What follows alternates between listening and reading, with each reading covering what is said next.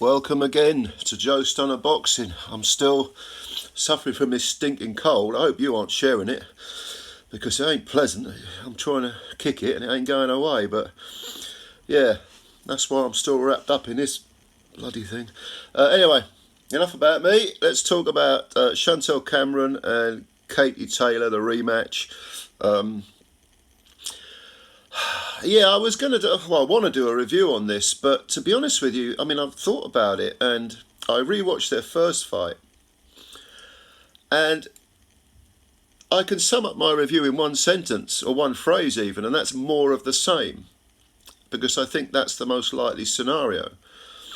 What we had in the first fight, if you've seen it, if you haven't, go see it, was a woman who is extremely good, but past her best, and knocking on a bit, a few miles on the clock, taking on a younger, not by that many years, but still younger, bigger, very good woman, and coming off second best. And people have said that they think Chantelle's got Katie's number. Yeah, I think that might be the case. For some reason, there are just some fighters who seem destined to beat, another fighter 9 times out of 10, and it might not be by much, but they've just got the style that locks in like bits of a jigsaw, where they can sort of operate and contain and control the opponent. And I think, excuse me, I think that's what happened with the first fight with Chantelle. She was just able to keep Katie in her place. Now, is it impossible that Katie can win the rematch? Of course not. Of course not. We could have a situation where Chantelle takes her lightly, perhaps. Expects it to be more of the same. Expects the pace to be the same, and Katie's output to be the same, and her footwork to be the same, and of course Katie moves through the gears and goes up a level. Now, if Katie was to go up and fight much better, a bigger output is probably needed for her to have any chance of winning this fight. She's got to take a few more risks. She's got to just get into range and let her hands go and absolutely fight her heart out, throw punches and bunches. They don't even have to all land, hit anything. It's, and fight, I'm almost tempted to say recklessly, and risk getting knocked out, If she does that and Chantelle is taken back because she was expecting an easy gig, more of the same, she could have problems, Chantelle. Could be that, for all we know, Chantelle might go into the gig, with a cold, for example. There's a lot of it going around, but, she might be a little bit under the weather. She might have a niggling injury. And then if she goes down and Katie goes up, you just never know. It's possible. But on the evidence of the first fight, I don't think those are likely scenarios. It's possible she might come into the fight with a cold or a niggling injury, but I still see her as capable of being disciplined enough and professional enough to stick to a game plan, which was very, very good in the previous fight. Control her range with a jab, but at the same time, the moment Katie gets in close, have the last word in the exchanges.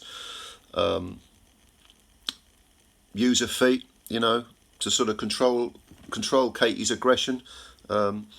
Limit the amount of punches that Katie can throw with her own offense, but at the same time, control her range to the point where when Katie does get any sort of combinations off, Chantelle's able to slip them or block them.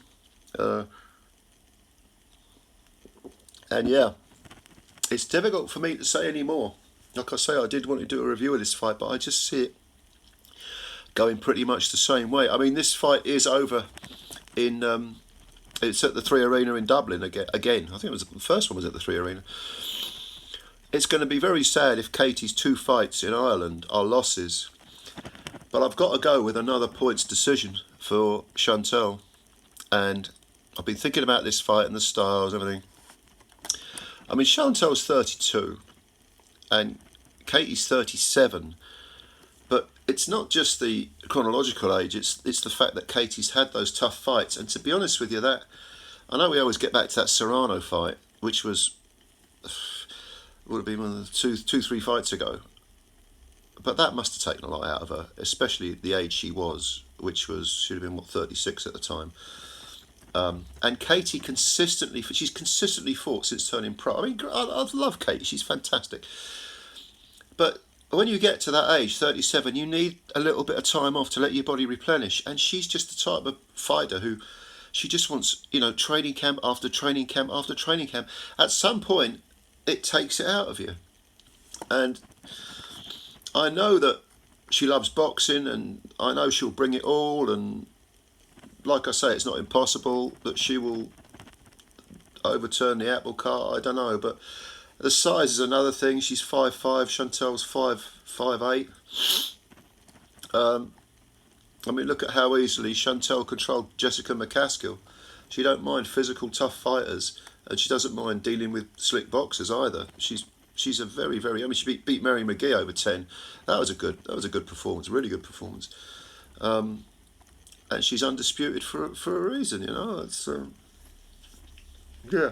So anyway, I just see Chantelle Cameron having too much of everything for Katie and winning a comfortable, probably a wide points decision over Katie Taylor. If you agree, leave your comments below. If you disagree, tell me if I've missed something. And yeah, subscribe to the channel if you're new. Hit the like button. And for Christ's sake, don't catch this cold. It's a bastard. All right, catch you later. Bye for now.